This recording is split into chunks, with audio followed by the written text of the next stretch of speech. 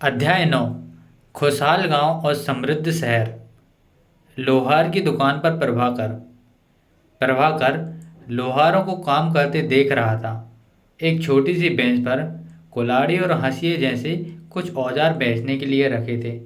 दूसरी ओर भट्टी जल रही थी। औजार बनाने के लिए दो लोग लोहे की एक छड़ को गरम कर उसे पीट रहे थे। प्रभाकर को यह सब बड़ा मज़ेदार लग रहा था। लोहे के औजारों और खेती। लोहे का प्रयोग आज एक आम बात है। लोहे की चीज़ें हमारी रोज़मर्रा की ज़िंदगी का हिस्सा बन गई हैं। इस महाद्वीप में लोहे का प्रयोग लगभग 3000 साल पहले शुरू हुआ। महापाषाण कब्रों में लोहे के औजार और हथियार बड़ी संख्या में मिले हैं। इनके बारे में तुम अध्याय 5 में पढ़ चुके हो। करीब 2500 वर्ष पहले लोहे के औजारों के बढ़ते उपयोग का प्रमाण मिला है। इसमें जंगलों को साफ करने के लिए कुल्हाड़ी और जुताई के लिए हलों के फाल शामिल हैं। अध्याय 6 में तुमने पढ़ा था कि लोगों के फाल के इस्तेमाल से कृषि उत्पादन बढ़ गया। कृषि उत्पादन बढ़ाने के लिए उठाए गए अन्य कदम। सिंचाई। समृद्ध गांव के बिना राजाओं तथा उनके राज्य का बने रहना मुश्किल था। जिस तरह कृषि के विकास में नए औजारों तथा रोपाई अध्याय 6 में आपने पढ़ा है महत्वपूर्ण कदम थे, उसी तरह सिंचाई भी काफ़ी उपयोगी साबित हुई। इस समय सिंचाई के लिए नहरें, कुएं, तालाब तथा कृत्रिम जलाशय बनाए गए। औजारों की सूची में इन चित्रों के नाम चुनो। हंसिया, कुल्हाड़ी, शंशी। लोहे की ऐसी 5 चीज़ों की सूची बनाओ जिसका प्रयोग तुम रोज करते हो। इस चार्ट में तुम्हें सिंचाई से आए परिवर्तन दिखाए गए हैं। खाली स्थानों में सही वाक्य भरो। लोगों द्वारा परिश्रम किया गया। किसानों को लाभ मिला क्योंकि अब उत्पादन की अनिश्चितता घटी। कर अदा करने के लिए किसानों को उत्पादन बढ़ाना था। राजाओं ने सिंचाई की योजनाएं बनाई और धन खर्च किया। राजा को सेना, महल और किले बनवाने के लिए धन चाहिए। वे किसानों से कर लेते हैं। यह सिंचाई से ही संभव था। 7 कृषि उत्पादन बढ़ा, राजस्व भी बढ़ा। गांव में कौन रहते थे? इस उपमहाद्वीप के दक्षिणी तथा उत्तरी हिस्से में अधिकांश गांव में कम से कम 3 तरह के लोग रहते थे। तमिल क्षेत्र में बड़े भूस्वामियों को बेल्लला बेल्लला, साधारण हलवाहों को उड़वार और भूमिहीन मजदूर दास, कैडेशियार और आदिमई कहलाते थे। देश के उत्तरी हिस्सों में गांव का प्रधान व्यक्ति ग्राम भोजक कहलाता था। अक्सर एक ही परिवार में के लोग इस पद पर कई पीढ़ियों तक बने रहते थे, यानी कि यह पद आनुवंशिक था। ग्राम भोजक के पद पर आमतौर पर गांव का सबसे बड़ा भूस्वामी होता था। साधारणतः इनकी जमीन पर इनके दास और मजदूर काम करते थे। इसके अतिरिक्त प्रभावशाली होने के कारण प्रायः राजा भी कर वसूलने का काम कर इन्हीं को सौंप देते थे। ये न्यायाधीश का और भी कभी कभी पुलिस का भी काम करते थे। ग्राम भोजकों के अलावा अन्य स्वतंत्र कृषक भी होते थे जिन्हें गृहपति कहते थे। इनमें ज़्यादातर छोटे किसान ही होते थे। इनके अतिरिक्त कुछ ऐसे स्त्री पुरुष थे जिनके पास अपनी जमीन नहीं होती थी, जिसमें दास कर्मकार आते थे, जिन्हें दूसरों की जीवन पर काम करने अपनी जीविका चलानी पड़ती थी। अधिकांश गांव में लोहार, कुम्हार, बढ़ई तथा बुनकर जैसे कुछ शिल्पकार भी होते थे। प्राचीनतम तमिल रचनाएं। तमिल की प्राचीनतम रचना को संगम साहित्य कहते हैं। इसकी रचनाएं करीब 2300 साल पहले की गई थी। इन्हें संगम इसलिए कहा जाता है क्योंकि मुदेरई के कवियों के सम्मेलनों में इनका संकलन किया जाता था। गांव में रहने वालों के जिन तमिल नामों का उल्लेख यहाँ किया गया है वे संगम साहित्य में पाए जाते हैं। नगर। क्या कहती हैं कहानियाँ, यात्रा विवरण, मूर्ति कलाएं और पुरातत्व। तुमने जातकों के बारे में सुना होगा। ये वो कहानियाँ हैं जो आम लोगों में प्रचलित थीं। बौद्ध भिक्षुओं ने इनका संकलन किया। यहाँ एक जातक कथा दी गई है जिसमें यह बताया गया है कि एक निर्धन किस तरह धीरे धीरे धनी बन जाता है। एक निर्धन की चतुराई। एक शहर में एक गरीब युवक रहता था। इसके पास एक मरे चूहे के अलावा कुछ नहीं था। उसने उस चूहे को एक सिक्के में एक भोजनालय वाले की बिल्ली के लिए बेच दिया। फिर एक दिन बड़ी जोर की आंधी आई। राजा का बगीचा टूटी टहनियों और पत्तों से भर गया। उनका माली इसे साफ करने की बात से परेशान हो उठा। युवक ने माली से कहा, अगर लकड़ियों और पत्ते उसे मिल जाएं तो वह बगीचे की सफाई कर सकता है। माली तुरंत मान गया। युवक ने पास खेल रहे बच्चों को यह कहकर इकट्ठा कर लिया कि प्रत्येक टहनी और पत्ते के बदले में उन्हें एक एक मिठाई मिलेगी। देखते ही देखते उन्होंने बगीचे से एक एक तिनका चुनकर गेट के पास इकट्ठा कर दिया। तभी उधर से राजा का कुमार बर्तनों को पकाने के लिए ईंधन की तलाश में गुजरा। उसने पूरे ढेर को खरीद लिया। इस तरह युवक के पास कुछ और पैसे हो गए। अब उस युवक ने एक और योजना बनाई। एक बड़े बर्तन में पानी भरकर वह नगर के द्वार पर गया और वहां उसने घास काटने वाले 500 लोगों को पानी पिलाया। खुश होकर उन लोगों ने कहा, तुमने हमारे लिए इतना अच्छा काम किया, बताओ अब हम तुम्हारे लिए क्या कर सकते हैं। उसने कहा, मैं आपको यह तब बताऊंगा जब मुझे आपकी सहायता की ज़रूरत होगी। बाद में उसने एक व्यापारी से दोस्ती की। एक दिन उस व्यापारी ने बताया, कल एक घोड़े का व्यापारी 500 घोड़े के साथ शहर में आ रहा है।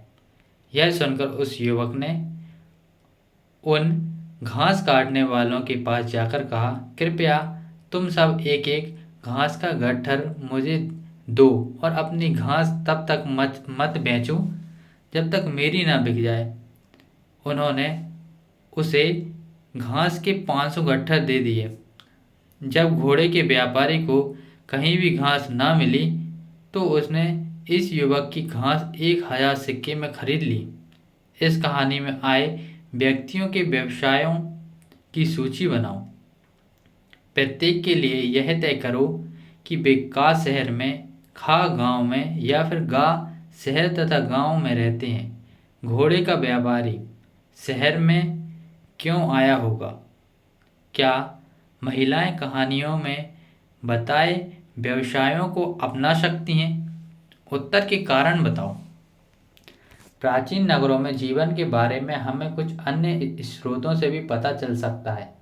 शहरों, गांव या फिर जंगलों के जीवन से जुड़ी घटनाओं को मूर्तिकार कलात्मक ढंग से उकेरते हैं। इन मूर्तियों को ऐसी इमारतों की रेलिंग, खंभों या प्रवेश द्वार पर सजाया जाता है जहां लोग आते थे। नीचे सांची की मूर्ति कला। यह मध्य प्रदेश में स्थित सांची के स्तूप की मूर्ति कला का नमूना है। इसमें शहर के जीवन का एक दृश्य है। तुम अध्याय 12 में सांची के बारे में पढ़ोगे। इन दीवारों को देखो, क्या वे ईंट की बनी है या फिर लकड़ी या पत्थर से? क्या इसकी रेलिंग लकड़ी की बनी है? इन इमारतों की छत का वर्णन करो। दिल्ली में मिला बलय कूप। हड़प्पा की जल निकास व्यवस्था से यह कैसे भिन्न है? अध्याय 6 में वर्णित अनेक शहर महाजनपदों की राजधानी थे।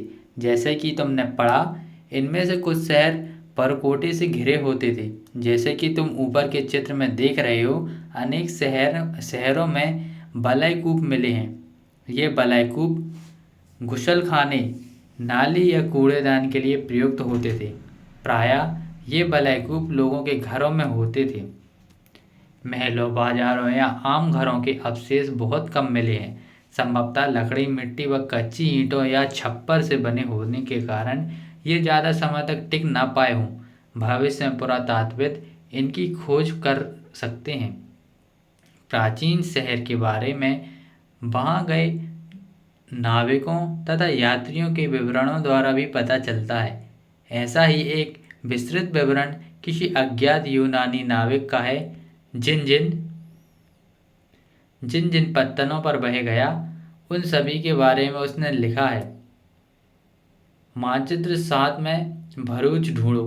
अब उसके द्वारा दिए गए वर्णन को पढ़ो। पृष्ठ क्रमांक 113।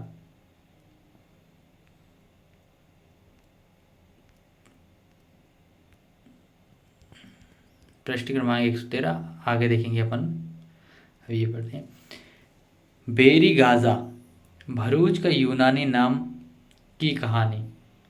बेरी गाजा की संकरी खाड़ी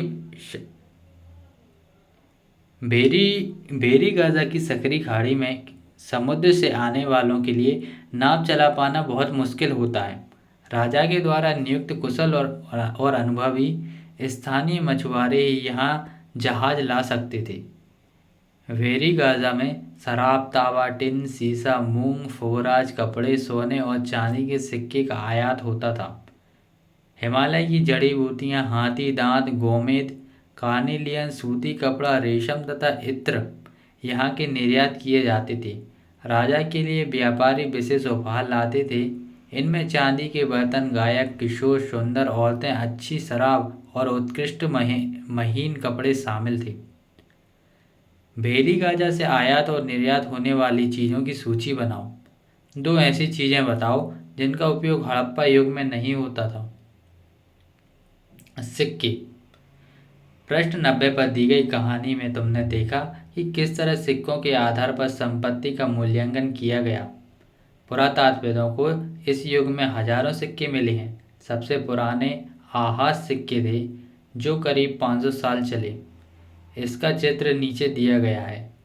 चांदी या सोने के सिक्कों पर विभिन्न आकृतियों को आहत कर बनाए जाने के कारण इन्हें आहाज सिक्के कहा जाता है। विनिमय के अन्य साधन। संगम साहित्य की इन छोटी सी कविता को पढ़ो। खेतों की सफ़ेद धान गाड़ियों पर लादे जा सकते हैं। नमक के लिए लंबे लंबे रास्ते चांदनी सी सफ़ेद रेत पर परिवार को समेटे कहीं पीछे छूट न जाए। शहरों से नमक के सौदागरों के ये यूं चले जाने से सिर्फ सन्नाटा रह जाता है। समुद्र के किनारे नगर का बहुत ज़्यादा उत्पादन होता था। व्यापारी किस चीज़ से इसका विनिमय करते हैं, वे किस तरह यात्रा कर रहे हैं। नगर अनेक गतिविधियों के केंद्र। अक्सर नगर कई कारणों से महत्वपूर्ण हो जाते हैं। उदाहरण के लिए मथुरा, यह 2500 साल से भी ज़्यादा समय से एक महत्वपूर्ण नगर रहा है क्योंकि यह यातायात और व्यापार के 2 मुख्य रास्तों पर स्थित है। इसमें से एक रास्ता उत्तर पश्चिम से पूरब की ओर, दूसरा रास्ता उत्तर से दक्षिण की ओर जाने वाला था। शहर के चारों ओर किलेबंदी थी। इसमें अनेक मंदिर थे। आसपास के किसान तथा पशुपालक शहर में रहने वालों के लिए भोजन जुटाते थे। मथुरा बेहतरीन मूर्तियाँ बनाने का केंद्र था। लगभग 2000 साल पहले मथुरा कुषाणों की दूसरी राजधानी बनी। इसके बारे में तुम अगले अध्याय में पढ़ोगे। मथुरा एक धार्मिक केंद्र भी रहा है। यहाँ बौद्ध विहार और जैन मंदिर है। यह कृष्ण भक्ति का एक महत्वपूर्ण केंद्र है। मथुरा के प्रस्तर खंडों तथा मूर्तियों पर अनेक अभिलेख मिले हैं। आमतौर पर ये संक्षिप्त अभिलेख हैं जो स्त्रियों तथा पुरुषों द्वारा मठों या मंदिरों को दिए जाने वाले दान का उल्लेख करते हैं। प्रायः समय के राजा, रानी, अधिकारी, व्यापारी, शिल्पकार इस प्रकार के दान करते थे। उदाहरण के लिए मथुरा के अभिलेख में सुनारों, लोहारों, बुनकरों, टोकरी बुनने वाले, माला बनाने वालों और इत्र बनाने वालों का उल्लेख मिलता है। मथुरा के लोगों के व्यापारों की एक सूची बनाओ। एक ऐसे व्यवसाय का नाम बताओ जो हड़प्पा में नहीं था। शिल्प तथा शिल्पकार पुरास्थलों से शिल्पों के नमूने मिले हैं। इनमें मिट्टी के बहुत ही पतले और सुंदर बर्तन मिले हैं जिन्हें उत्तरी काले चमकीले पात्र कहा जाता है, क्योंकि ये ज़्यादातर उपमहाद्वीप में उत्तरी भाग में मिले हैं तथा ये प्रायः काले रंग के होते हैं और इनमें एक खास चमक होती है। ध्यान रहे कि अन्य दूसरे शिल्पों के अवशेष नहीं बचे होंगे। जैसे कि विभिन्न ग्रंथों से हमें पता चलता है कि कपड़े का उत्पादन बहुत महत्वपूर्ण था। उत्तर में वाराणसी और दक्षिण में मदुरई इसके प्रमुख केंद्र थे। यहाँ स्त्री पुरुष दोनों काम करते थे। अनेक शिल्पकार तथा व्यापारी अपने अपने संघ बनाने लगे थे जिन्हें श्रेणी कहते थे। शिल्पकारों की श्रेणियों का काम प्रशिक्षण देना, कच्चा माल उपलब्ध कराना तथा तैयार माल का वितरण करना था, जबकि व्यापारियों की श्रेणियां व्यापार का संचालन करती थीं। श्रेणियां बैंकों के रूप में काम करती थीं जहां लोग पैसे जमा करते थे। इस धन का निवेश लाभ के लिए किया जाता था। उससे मिले लाभ का कुछ हिस्सा जमा करने वालों को लौटा दिया जाता था या फिर मठ आदि धार्मिक संस्थानों को दे दिया जाता था। सूत कातने और बुनने के नियम। ये नियम अर्थशास्त्र के हैं। अध्याय 8 में अर्थशास्त्र का उल्लेख किया गया है। इसमें वर्णन किया गया है कि किस प्रकार एक विशेष पदाधिकारी की देखरेख में कारखानों से सूत की कताई और बुनाई की जाती थी। ऊन, पेड़ों की छाल, कपास, पटुआ तथा सन को तैयार करने के काम में विधवाओं, सक्षम असक्षम महिलाओं, भिक्षुणियों, वृद्ध वेश्याओं, राजा की अवकाश प्राप्त दासियों, सेविकाओं और अवकाश प्राप्त देवदासियों को लगाया जा सकता है। इन्हें इनके काम के और गुणवत्ता के अनुसार परिश्रम देना चाहिए। जिन महिलाओं को बाहर निकालने की अनुमति नहीं है वे अपनी दासियों को भेजकर कच्चे माल को मंगवा सकती हैं। जिन महिलाओं को बाहर निकालने की अनुमति नहीं है वे अपनी दासियों को भेजकर कच्चे माल को मंगवा सकती हैं और फिर तैयार माल को उन्हें भिजवा सकती हैं। वे औरतें जो कारखाने तक जा सकती हैं उन्हें अपना माल कारखाने तक तड़के ले जाना पड़ता था, जहां उन्हें परिश्रमी मिलता था। इस समय माल की अच्छी तरह से जांचने के लिए रोशनी रहती है। अगर निरीक्षक उस औरत की तरफ देखता है या इधर उधर की बातें करता है तो उसे सज़ा मिलनी चाहिए। अगर औरत ने अपनी काम पूरा नहीं किया तो उसे जुर्माना देना होगा। इसके लिए उसका अंगूठा भी काटा जा सकता है। उन महिलाओं की सूची बनाओ जिन्हें निरीक्षक नियुक्ति कर सकता था। क्या काम करने के दौरान महिलाओं को मुश्किलें झेलनी पड़ती थीं? सूक्ष्म निरीक्षण। अरेकामेडु। मानचित्र 7 में अरेकामेडु पुदुचेरी ढूंढो। पृष्ठ 96 में रोम के बारे में दी गई जानकारी पढ़ो। लगभग 2200 से 1900 साल पहले अरेकामेडु का एक पत्तन था। यहाँ दूर दूर से आए जहाज से सामान उतारे जाते थे। यहाँ ईंटों से बनी एक ढांचा मिला है जो संभवतः गोदाम रहा हो। यहाँ भूमध्य सागरीय क्षेत्र में एम्फेरा जैसे पात्र मिले हैं। इनमें शराब या तेल जैसे तरल पदार्थ रखे जा सकते हैं। इनमें दोनों तरफ से पकड़ने के लिए हत्थे लगे हैं। साथ ही यहाँ एरेटाइन जैसे मोहर लगे लाल चमकदार बर्तन भी मिले हैं। इन्हें इटली के एक शहर के नाम पर एरेटाइन पात्र के नाम से जाना जाता है। इसे मोहर लगे सांचे पर गीली चिकनी मिट्टी को दबाकर बनाया जाता है। कुछ ऐसे बर्तन भी मिले हैं जिनका डिजाइन तो रोम का था किंतु वे यहीं बनाए जाते थे। यहाँ रोमन लैंप, शीशे के बर्तन तथा रत्न भी मिले हैं। साथ ही छोटे छोटे कुंड मिले हैं जो संभवतः कपड़े की रंगाई के पात्र रहे होंगे। यहाँ पर शीशे और अर्ध बहुमूल्य पत्थरों से मनके बनाने के पर्याप्त साध्य मिले हैं। रोम के साथ संबंध दर्शाने वाले साक्ष्य की सूची बनाओ। अभिलेखित मिट्टी के बर्तन। कई बर्तनों पर ब्राह्मी लिपि में अभिलेख मिलते हैं। प्रारंभ में तमिल भाषा के लिए इसी लिपि का प्रयोग किया जाता था, इसलिए इन्हें तमिल ब्राह्मी अभिलेख भी कहा जाता है। अन्यत्र मानचित्र 6 पृष्ठ 84 में रोम को ढूंढो। यह यूरोप के सबसे पुराने शहर में से एक है।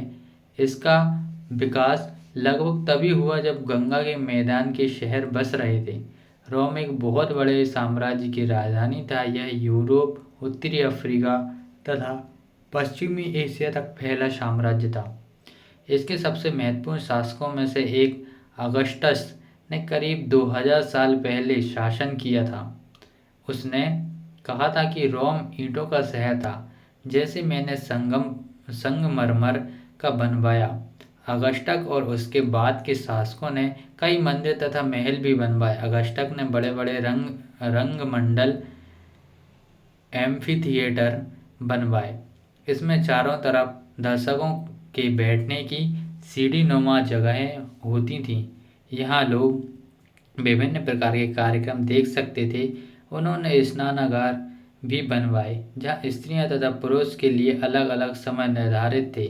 यहाँ लोग एक दूसरे से मिलते थे और आराम करते थे। बड़े बड़े जलवाही सेतु एक्वाडक्ट के जरिए शहर के स्नानागारों, फव्वारों तथा घुसलखानों के लिए पानी लाया जाता था।